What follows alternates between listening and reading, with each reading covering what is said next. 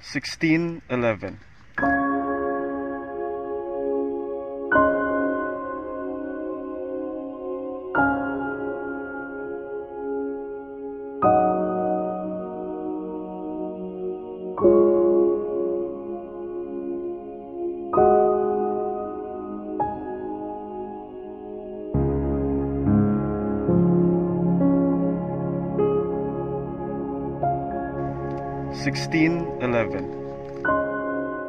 Naalala mo pa ba ang storya sa likod ng numerong ito?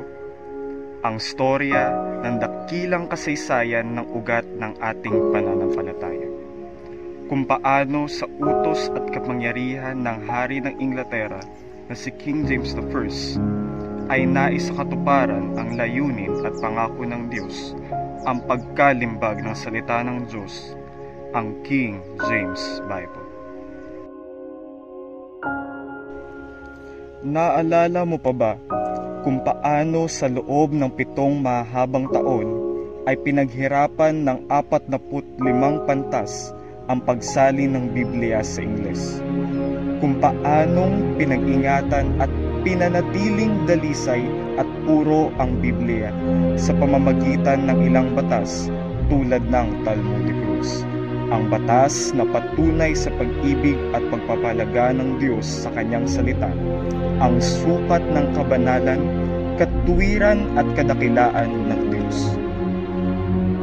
Ang natatanging batas na kung saan masusing idinitalye ng Diyos ang kanyang dakilang paraan ng pagsalin sa Biblia, na maging ang klase ng tela na gagamitin, ang bilang ng bawat linya, ang kulay ng tinta ng panulat, ang korte ng letra at ang distansya ng bawat titik, salita at pangungusap sa isa't isa ay masusing binibilang at itinatala. At sa oras na ito'y hindi masunod, buong kasulatay kinakailangang sirain at sunugin. Naalala mo pa ba?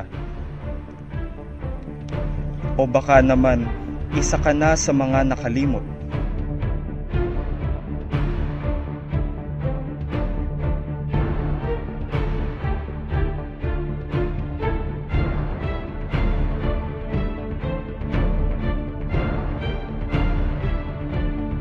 O di kaya'y sa hindi nakaunawa. At ang pinakamasakit sa lahat, wala nang pakialam sa salita ng Diyos.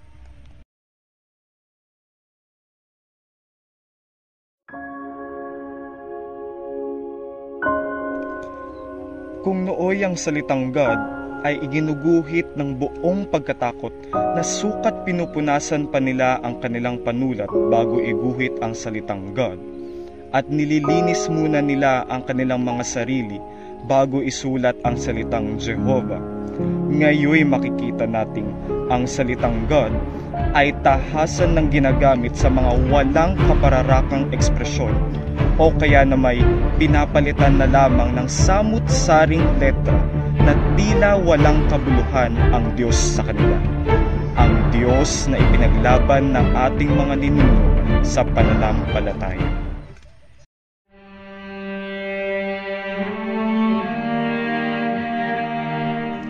Naalala mo pa ba sila na nagtiis sa lahat ng pasakit na dulot ng pananampalataya nila sa King James Bible? Sila na mga sinunog ng buhay,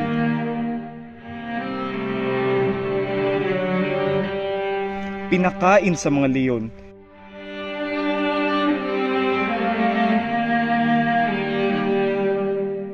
ipinako sa krus,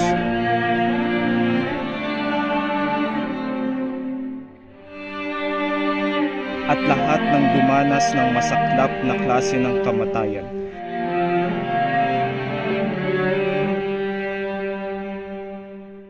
Ngunit sa kabila ng lahat ng ito'y wala pa ring humpay na sumamba at nagpuri sa Diyos.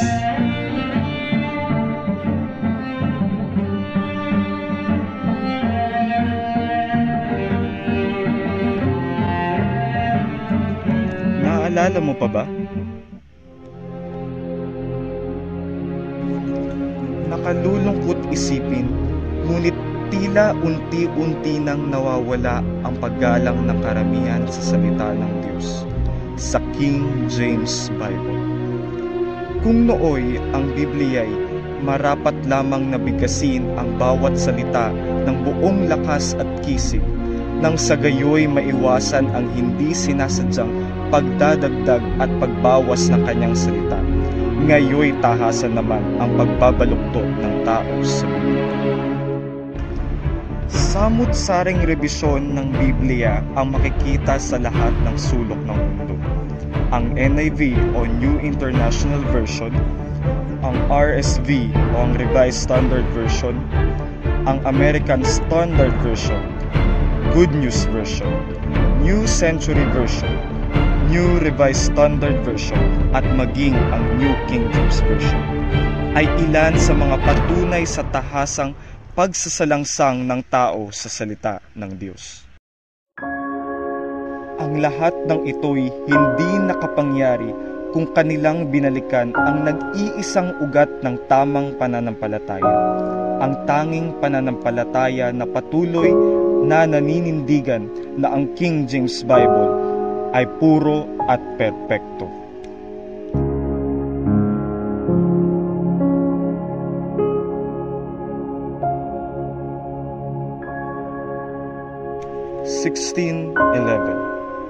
Naalala mo pa ba ang storya sa likod ng numerong ito?